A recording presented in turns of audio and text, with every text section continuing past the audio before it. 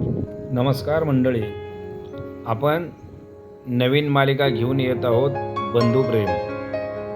तर याच शिना नदीच्या काठावरती वसलेलं एक छोटंसं गाव आणि त्या गावामध्ये असणारा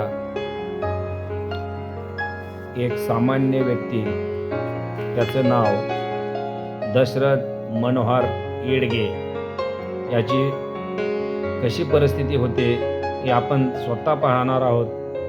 आणि त्याची असणारी 2 मुलं, त्याच्यासमोर असलेली आजारी बायको, त्याची पूर्ण परिस्थिती काय हालाकीची होते आणि भावाभावाचं प्रेम कसं असतं हे यातून दाखवण्याचा प्रयत्न केला आहे. चला तर मग आपण भेटूया तो स्वतः कलाकार दशरथ मनोहर येडगे.